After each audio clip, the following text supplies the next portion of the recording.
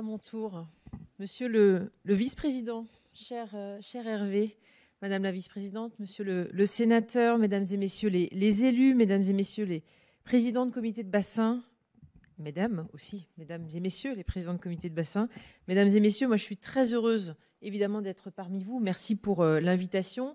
Je suis ravie de participer dans le cadre de ce forum dont le thème permet à la fois d'évoquer les enjeux à court, mais également à long terme pour la politique de l'eau. La sécheresse est déjà installée depuis plusieurs mois dans plusieurs départements et des restrictions sont déjà en place dans 24 départements, donc 4 en niveau crise. Les chiffres sont de ce matin. Il faut donc apporter évidemment des réponses qui soient rapides, mais également concrètes au territoire, et notamment, vous le savez, pour sécuriser l'eau potable, qui est évidemment la priorité du gouvernement. Nous avons publié il y a 2 semaines une version actualisée du guide sécheresse, vous l'avez rappelé Hervé, sur la base des retours d'expérience de l'été passé. Dans le même temps, il ne faut pas perdre de vue les changements structurels qu'il y a à conduire.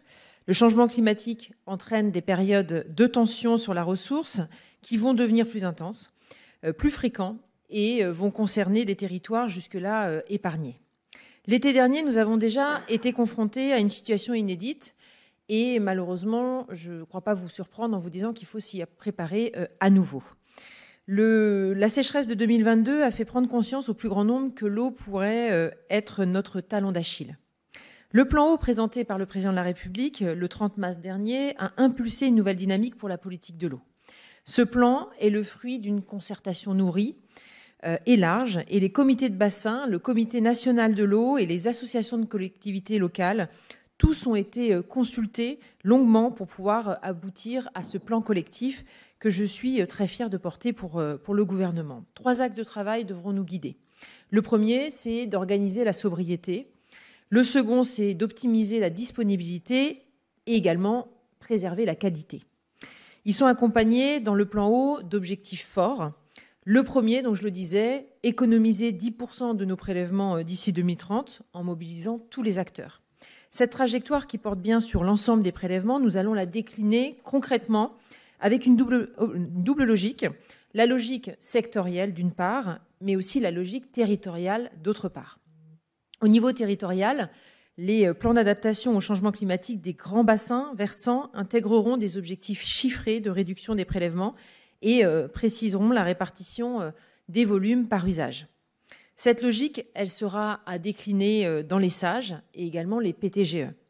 Les collectivités locales auront donc un rôle essentiel à jouer pour concrétiser cette trajectoire de réduction et je sais pouvoir compter sur votre entière mobilisation et l'organisation même de ce forum montre bien la volonté de voir cela se concrétiser. Je tiens vraiment à renouveler mon soutien au Club des économies d'eau, animé par la FNCCR, que je remercie évidemment pour le travail réalisé. J'ai d'ailleurs participé à la remise des prix de la 2e édition des trophées au Congrès des maires, c'était en novembre dernier. Et je pense que cette mobilisation sera l'occasion de montrer que l'on peut même aller plus loin et atteindre la cible des moins 10% à une échéance encore plus ambitieuse, bien avant 2030 pour bon nombre de collectivités. Je tiens à souligner qu'en lien avec cet objectif de sobriété, des évolutions réglementaires seront travaillées. Vous avez soulevé notamment, Hervé Paul, la question de l'encadrement des petits forages. Le 2e axe du plan eau vise à optimiser la disponibilité de la ressource. Il s'agit notamment de résorber 170 points noirs de fuite et sécuriser l'alimentation en eau potable des 2000 communes fragiles face au risque de rupture. Un soutien renforcé aux collectivités en difficulté sera mis en place avec 180 millions d'euros d'aide supplémentaire des agences de l'eau conditionnée à une démarche de progrès. Et l'enjeu est bien également d'entraîner toutes les communes qui ont des performances moyennes. Il faudrait en effet doubler le rythme actuel de renouvellement des infrastructures compte tenu de leur durée de vie. En parallèle, croyons sincèrement dans un développement massif de la réutilisation des eaux usées traitées, notamment auprès des communes littorales. Nous pouvons atteindre 10% avec les évolutions réglementaires auxquelles nous allons procéder. Nous nous donnons l'objectif d'aboutir à 1000 stations d'épuration alors que nous n'en avons aujourd'hui que 80. Donc la marche est grande et je peux dire que ce sera évidemment un pas de géant dans ce domaine, mais nous y croyons et nous allons y arriver. Et on va concentrer nos efforts sur le littoral, là où l'eau douce est traitée et rejetée en mer. Donc évidemment, c'est beaucoup plus accepté par un grand nombre que de le faire plutôt dans les terres. J'ai signé il y a quelques semaines une convention entre l'État, l'ANEL et le CEREMA pour accélérer le développement des projets sur le littoral. 2 millions d'euros seront dédiés chaque année à des collectivités littorales pour leur mettre justement le pied à l'étrier en finançant des préétudes de faisabilité. On sait que ça peut, en tous les cas, freiner les collectivités les plus petites à engager des études. Donc nous allons les aider. Et enfin, le troisième volet du plan eau vise à améliorer la qualité de nos eaux, en priorité dans les zones de captage. Nous allons accompagner les évolutions de pratiques agricoles pour utiliser moins de pesticides, moins d'engrais chimiques sur ces zones particulièrement sensibles et nous allons profiter de renouvellement des générations pour favoriser l'installation en bio et en agroécologie en apportant 100 millions d'euros supplémentaires pour soutenir financièrement les agriculteurs qui utiliseront moins d'intrants. Pour concrétiser ces 3 volets du plan eau, nous avons mis en face des moyens à hauteur de nos ambitions avec un effort financier inédit. Les moyens des agences de l'eau augmenteront de 475 millions d'euros par an, soit 20% de plus, pour assurer évidemment la mise en place du plan, ce qui représente pas moins de 3 milliards d'euros supplémentaires d'ici 2030. Nous sommes en train de finaliser la réforme des redevances des agences de l'eau. Je sais que ce dossier est important et aussi sensible, évidemment, pour vous. Dans ce cadre, je tiens à saluer encore une fois votre engagement, vous qui présidez le comité dédié au service public d'eau potable et d'assainissement au sein du Comité national de l'eau et qui a été très investi notamment dans les travaux de cette réforme largement concertée avec les acteurs. Enfin, je tiens également à évoquer la question de la gouvernance qui est fondamentale. Vous titrez tout à l'heure comment repolitiser le sujet de l'eau. Et la politique de l'eau, évidemment, elle est déjà bien outillée et le modèle de gestion à l'échelle des bassins versants fait figure d'exemple sur la scène internationale. Je peux vous le dire parce qu'il y a quelques mois, j'étais à l'ONU et la gestion française est vraiment regardée avec beaucoup d'intérêt à travers le monde. Mais il nous faut aller plus loin pour garantir de l'eau pour tous, de qualité et avec des écosystèmes préservés. Des simplifications réglementaires seront apportées et les préfets seront mobilisés pour accélérer et généraliser la mise en place des clés. J'en parlais tout à l'heure. Les sages et les clés sont vraiment la clé, si je puis me permettre de le dire, pour que nous arrivions à concrétiser les choses sur les territoires. La moitié seulement des territoires en sont dotés. Notre objectif, un territoire, un projet politique pour l'eau d'ici 2027. En matière d'eau potable et d'assainissement, le président de la République a rappelé l'importance de la mutualisation des moyens pour développer la capacité d'ingénierie, la capacité d'investissement et d'innovation. Je ne peux que pousser dans ce sens.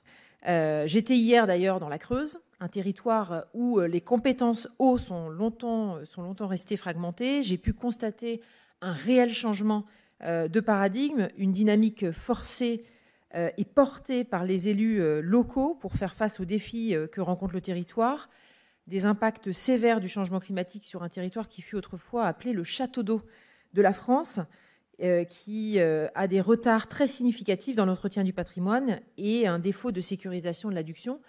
Il faut vraiment agir et donc la mutualisation au niveau départemental porte ses fruits et on voit bien la dynamique qui est engagée. C'est vrai que la mutualisation des compétences est un levier pour concrétiser des projets à la bonne échelle et cette visite et ces échanges m'ont confronté dans l'importance d'accélérer dans ce sens et en particulier dans les territoires ruraux.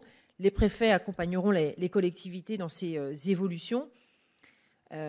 Aujourd'hui, la loi nous invite en 2026 à mutualiser. Le président de la République a ouvert la voie à d'autres formes de mutualisation, mais la mutualisation est indispensable, je le répète ici. C'est la seule façon pour nous et pour vous d'engager des travaux d'envergure et extrêmement concrets sur les territoires. Et après les annonces du plan eau, voilà venue la phase de la mise en œuvre. Et je sais combien nous sommes attendus. Je me suis d'ailleurs engagée à rendre compte régulièrement des avancées. Vous formez un réseau d'expertise des collectivités dont nous aurons besoin pour déployer ce plan. Je profite donc d'être ici pour vous dire que je souhaite pouvoir continuer à m'appuyer sur les territoires, sur vous, pour porter une politique de sobriété en eau ambitieuse jusqu'au dernier kilomètre. La politique de l'eau est une politique décentralisée. L'implication des collectivités, évidemment, et leur appropriation du plan eau seront primordiales pour réussir ce défi collectif. Et notre volonté, je le disais, c'est de repolitiser la question de l'eau. C'était le thème de votre deuxième table ronde et je vois au moins 3 sujets prioritaires. D'abord, le partage de l'eau, en catégorie d'usagers bien sûr, mais aussi l'amont et l'aval, le partage de l'effort pour contribuer à la trajectoire de sobriété. Nous avons travaillé sur des hypothèses dans le cadre du plan eau, mais c'est bien à l'échelle des territoires que vont se faire les arbitrages. Ensuite, l'intégration de l'eau dans la conception des projets de territoire. Je crois sincèrement qu'on ne peut plus penser l'aménagement, le développement économique en faisant fi de la ressource et sans se soucier des répercussions sur les besoins en eau. Enfin, les leviers à mobiliser pour concrétiser une trajectoire de sobriété. L'enjeu, il est de conduire une transition qui soit juste, qui suscite aussi l'adhésion. Et lors des annonces du plan eau, le président a notamment encouragé le recours à la tarification progressive pour concilier impératifs sociaux et également écologiques. Il ne s'agit pas pour l'État, encore une fois, de se substituer aux collectivités compétentes, mais la question de l'accès à l'eau et sa juste tarification est un sujet que l'on souhaite approfondir avec les élus. Le CESE sera saisi prochainement d'ailleurs sur ce sujet, avec une approche élargie à l'ensemble des usagers de l'eau potable. Moi, j'ai vraiment espoir que ce plan eau soit capable de tous nous fédérer autour d'un projet commun, parce que l'eau, vous le savez, est source de vie, parce qu'elle est devenue une préoccupation majeure pour nos concitoyens, et parce que je crois sincèrement que ce projet peut nous rassembler. La FNCCR est un partenaire précieux pour le ministère. J'aurai besoin de vous tout au long de la mise en œuvre de ce plan, comme j'ai pu compter sur les collectivités durant son élaboration. Donc continuons à travailler ensemble. Les solutions se trouvent sur les territoires avec vous. Merci à tous.